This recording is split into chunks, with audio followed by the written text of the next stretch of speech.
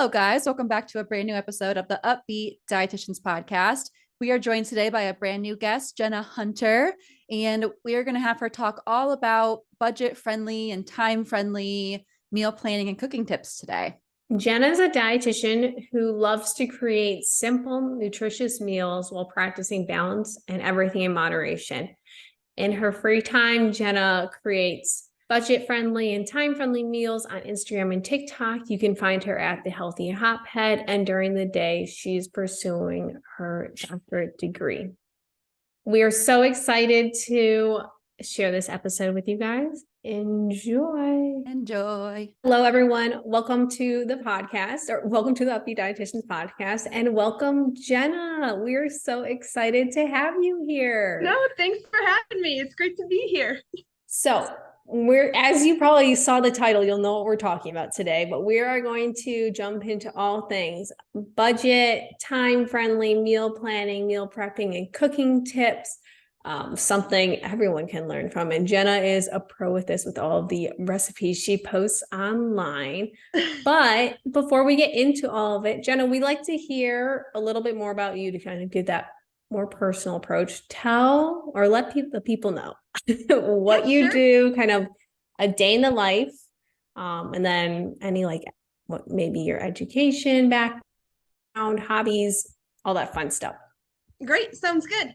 So I am currently a registered dietitian. I got my undergraduate at West Virginia University, then my master's at Marshall, and now I'm getting my doctorate at University of Dayton in leadership studies. A current day in the life for me, really, I just wake up around 9, do a little content creation. Today, I actually filmed like 3 recipes, and usually I film like 3 to 4 recipes a day. And then depending on the day, I'll either have class or I'll just do some schoolwork or my research. And then at night, I have an adult beverage, put on my favorite movie, and just hang out. Oh, that's the dream. Yes, that is it. I'm very impressed by like the 3 to 4 recipes a day. Like that's a lot of work. That's impressive. Oh, I mean, I kind of like it. And also since my genre is like very easy recipes, like they're kind of done within 30 minutes. So it's like, all right, I'll just make my like 3 meals for the day or like my 4 meals for the day and just chow down when I'm done. That's the one beauty of being like in the, I don't know if you call yourself a food blogger, but like in the recipe creation space is you get to eat whatever you make, which is so, I'm sure, exactly grand. And so efficient with your time. You're like, yeah, now we're meal prep for the day. And you have your content. Oh my gosh. That is so fun. So I feel like we've already started talking about it. We already started talking about how you meal plan. But what are some benefits you think comes from like meal planning and cooking at home? Well, we can start with meal planning first. Well, first and foremost, I would say, like you guys probably heard this all the time too, it saves money. Compared to door dashing and all that stuff, it really does like save a good chunk of money. Second of all, you can make whatever you want. I don't know if you guys grew up in a household where like everything you ate was like very controlled and like monitored. And so like I'm living my childhood dream of making whatever I want and eating whatever I want. So that's another benefit to it. And also it's just kind of like a fun little project. Just, have your favorite songs playing in the background, just cook. And also you get to learn new kitchen skills, and learning new kitchen skills, in my opinion. And if you can cook, that's hot to me, in my opinion. But also just meal planning and prepping just kind of saves you time and energy throughout the week. Because, after an 8-hour shift, you're just tired and don't want to cook. So meal prepping comes in and comes handy. Fumbling my words. Welcome to my life. This podcast is like basically just me like saying gibberish for 45 minutes per episode. No, I apologize in advance. Like sometimes when I'm nervous, my words just like get fumbled and all jumbled. So I'm sorry. Don't apologize. I'm telling you, if you went back to like the first like 30 episodes of ours, it's just us just like stammering for an hour at a time. Like we were so nervous too. It was hard to edit. Yeah, I bet. I love how you brought in like relaxation with like the music with meal planning and then like developing new skills, and then also if like for a the romantic part of your life, you could have like a date or attract others with your cooking skill. Such a versatile skill. It can do so much for you. It's just something fun too, you know? Yeah. It really is. And I like how you tied it into like living out your childhood dreams.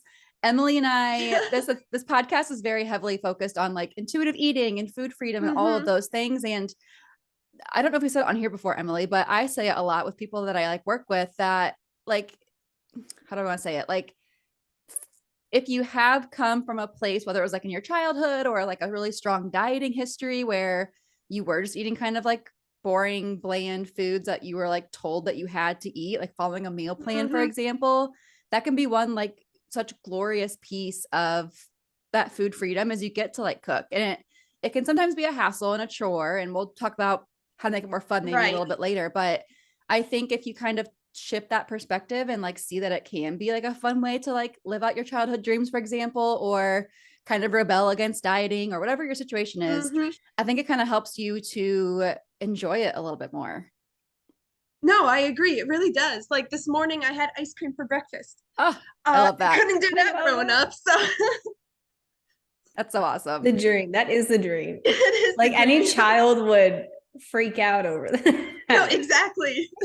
Oh, that's so awesome. Well, I don't know if there's a super long-winded answer to this question, but do you feel like anybody can benefit from meal planning, or is there like a certain group of people that you feel like would really find a lot of benefit from it? Honestly, I really think like anybody can benefit from meal planning, but the specific group of people who could benefit the most are the people with the busy work schedules, or really people who struggle with energy during the work week. Like, you know, just that 8-hour work day. Like, I'm sure like you guys know, and also just like from our internship too, that we were talking about before, you just feel drained after, and like, you just don't want to cook. So you make like, I'm not saying ramen's bad, but like, you know, you just want to make an instant meal, you know, you're just tired. So also all the people who kind of like want to control what they eat a little bit, like people who want to gain weight or lose weight, they can count up the calories in whatever way. And also like people who want to eat a balanced diet. That's true. It helps you to kind of make choices that feel good for you and like whatever you're kind of aiming to work towards. It really helps to I don't know how to describe it either. I'm bad at words today, as I usually am. I think it's finding that balance between like giving you structure, but also being flexible with it too, where not everyone finds it super helpful to like plan and prep every single meal for every single day for the entire week, but others do, and that's great. I think it kind of goes into our next question, because I do often hear a lot from people that they hear the word meal planning or prepping and get like really nervous and kind of like it's off-putting to them, because they think of that. They think of like all day Sunday, Tupperware everywhere, super expensive, same like microwave chicken 6 days in a row. So for our listeners who maybe feel that way and want like a more flexible approach, like what advice would you have for those people who are pretty nervous and apprehensive about all this? See, I could totally understand like why people would feel that way, because when I first got into this program of nutrition, I was kind of like that way, you know, like kind of developed a little bit of like anorexia because I was so concerned on like what to make, what to eat, and like what to prep for that week.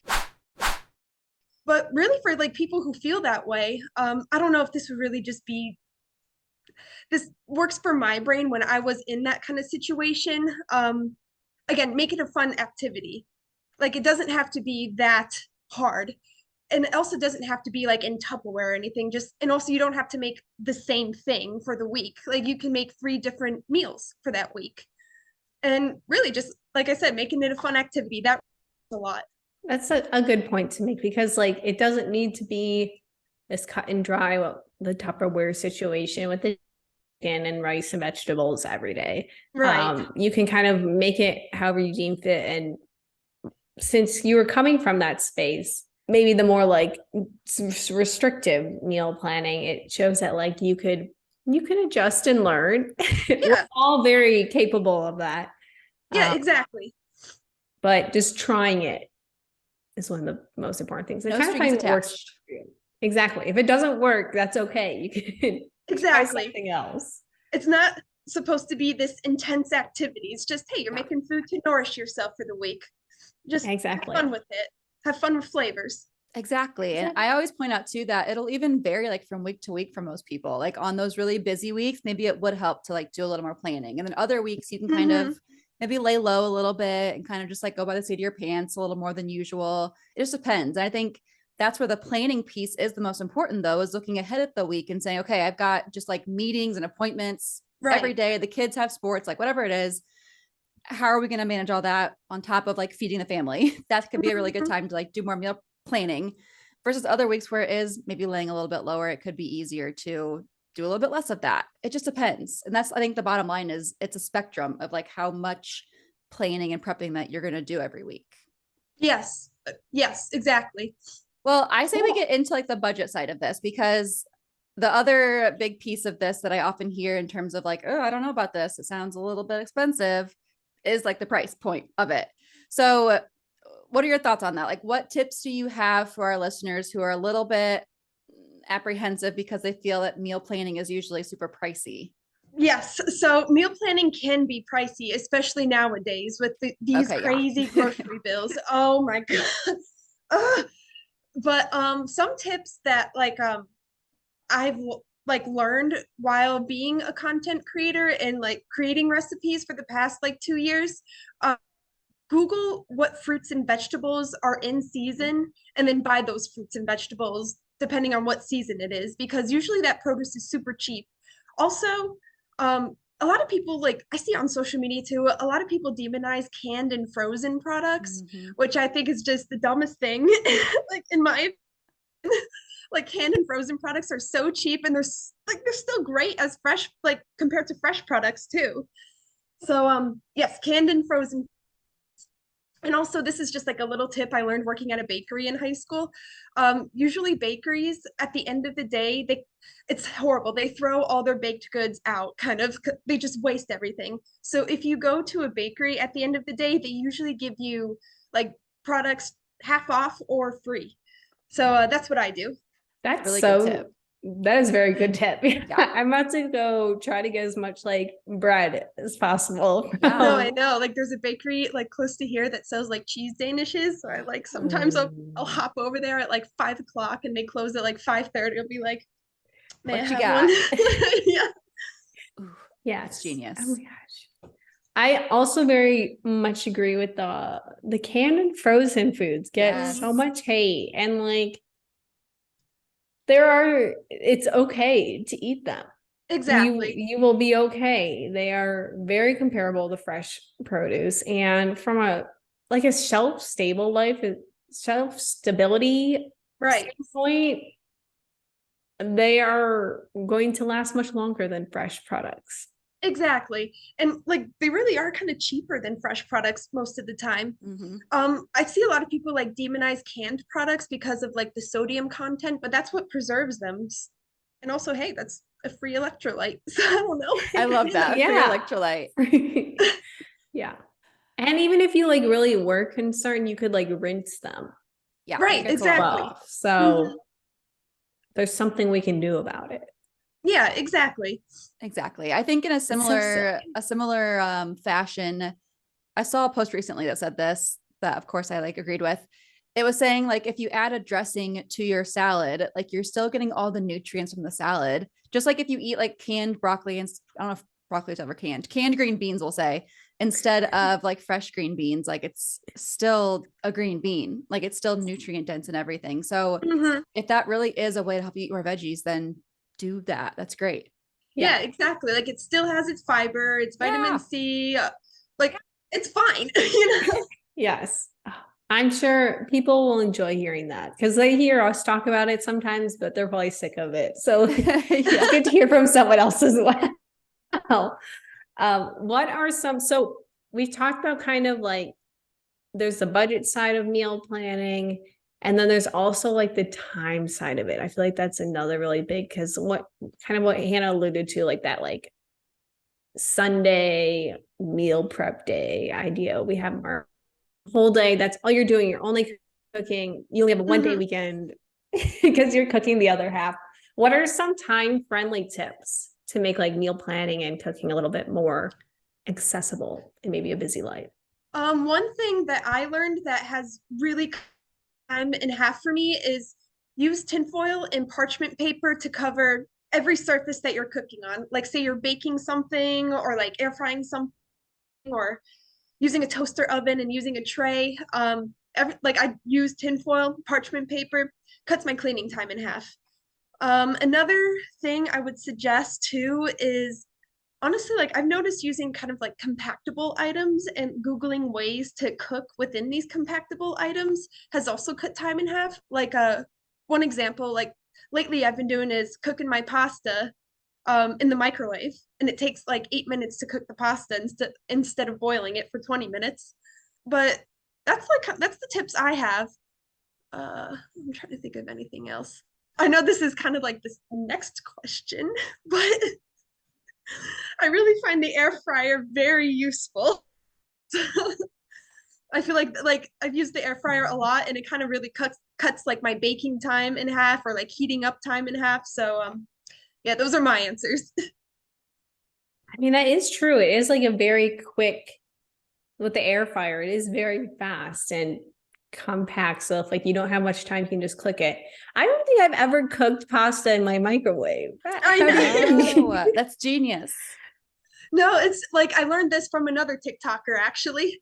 Like you just put your pasta like as much as you want, how hungry you are, salt, water, microwave for like 5 minutes, stir it up, and microwave again for 3 minutes, and then it's done. Drain the water. Wow. So Dang. useful because I love pasta. Yeah. Thanks. And you Super wait, easy. you wait so long for it to just boil. Yes. That I mean, I feel like, like takes 8 minutes. Yes. Yeah, I mean, like it cuts it up, like cuts time, like maybe 4 minutes, but still, time is time. It you adds know? up. Yes. Dang. One tip that I like to give out to people is if the time thing is like your biggest barrier and you're like, I'm absolutely not doing this because of the time, Mhm. because maybe you do envision the classic like all day Sunday kind of thing. I always say that you can prep ingredients, not whole meals, which is what I tend to do. Like I will like cut the vegetables up. So all I got to do is like throw them into the stir fry for whatever day I'm going to have it. Or I will like put chicken in a marinade so that all I got to do is like throw it on the grill or in the oven or whatever when I get home. So if that kind of helps you to maybe feel a little bit less nervous about like the time commitment, again, like it's a spectrum. Like find whatever amount of time works for you and your family. If it's not going to be helpful to do just like 8 hours of planning and prepping on a Sunday, because not everyone wants to do that or has the time to do that. No, exactly. And you're like, that's smart to pre-cut like vegetables and Yeah. meats and like put them in a bag and freeze them for the week. Like that's really smart too. I saw that I saw one content creator do that and I was like, oh my God, that's brilliant. Brilliant. And The speaking of the breakfast and freezer, mash. like freezer meals, like if you do have a day where you have Mhm. time to prep, like make like 3, 4, 5 different meals. That way on a Tuesday night when you're super busy, all you got to do is throw it in the oven or the microwave or whatever. Exactly. I love it. And yeah, and also like people kind of demonize like frozen meals too, which I think is Yeah. like, I mean, I can understand like high in sodium, but at the same time, like, like you said, people can't afford the 8-hour day of meal planning. And maybe the person ate all the meals that week and one day left over and they don't have the energy to cook. So hey, that pack of ramen or frozen meal is great. Gets the job done. The convenience side of it is huge, Yeah. Mhm. especially when you're fatigued and tired. Exactly. Yeah.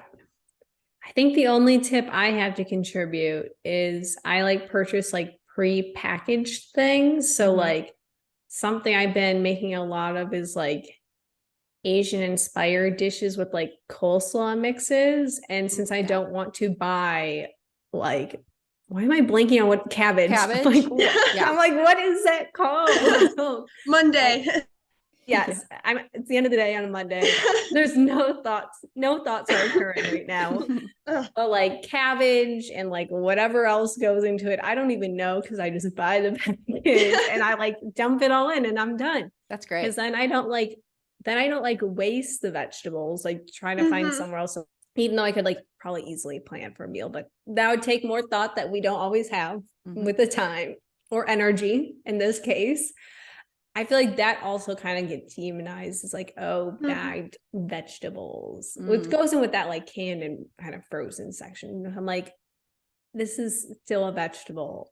Exactly. We're It's still got its okay. nutrients. Yeah, still got its Yeah. fiber. I saw your one video. I saved it. It was you did like soy sauce, garlic with like ground beef and the coleslaw over rice. It's probably that my is- egg roll in a bowl video. Yes. It's like Mhm. people are like freaking out right now. Yeah. They're freaking out about the soy sauce. No, yeah, I saw the egg roll in the bowl. I was like, that's brilliant. What the hell? Mhm. Emily is in her I'm a food big blogging fan area. of I The am. lazy girl. The lazy Yes. That girl. is yes, I'm thriving right now. But also you'd be surprised with how many I'm like Hannah and I have talked about like hate comments before. Oh, I don't think yeah. I've ever seen hate comments on your videos, but also I might not just scroll enough on your comments to get to the hate because there's a lot of positivity. But there's people will find the smallest things to be upset about in recipe videos. No, oh, I got so much hate. I made blue Takis from scratch. I got so much hate on that video. They're like, "Oh, Takis from Ohio," and I'm like, "I was just making Takis. It's not a Takis from Ohio. yeah." I was like, "Okay." I gotta admit, like these trolls are just obnoxious and I hate them, but sometimes they're really witty.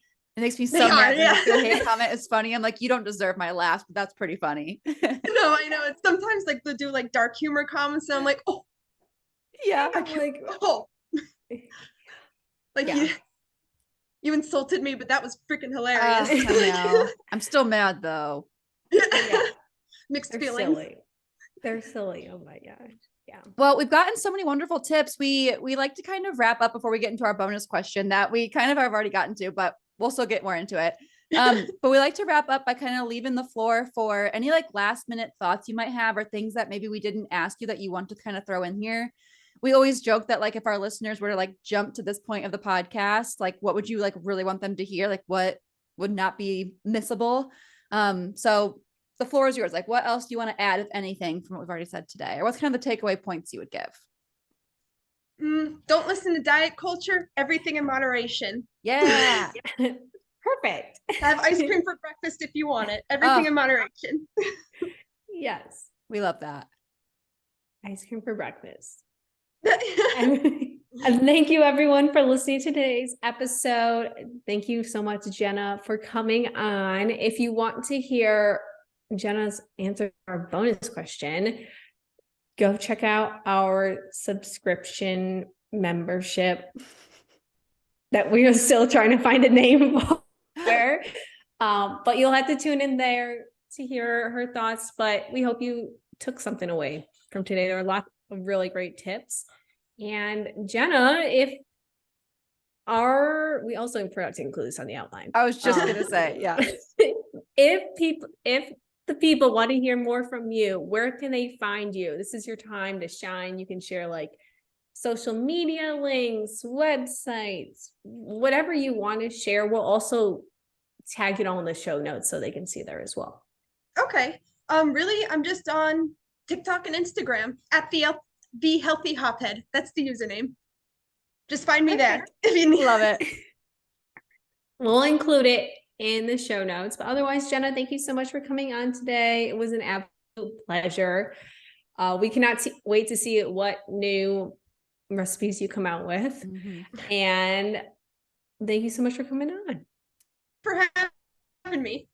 Cool. This is really fun. Yes. Well, thanks for listening, everyone. We will see you next week. Bye, guys. Thanks for listening. Thank you so much for tuning in on this episode of the Up-Beet Dietitians with your hosts, Emily Krause and Hannah Thompson. We appreciate you all so much for continuing to support us. In order to support us and sustain the success of this podcast, please subscribe and leave a rating and review. If you'd like to provide us feedback for future episodes and guest stars, follow us on Instagram at the Up-Beet Dietitians. Lastly, you can show us support by providing a monthly donation using the link at the end of our bio. Once again, thank you so much for listening today and stay tuned next Wednesday for a new episode. Until then, we hope you have a wonderful rest of your week.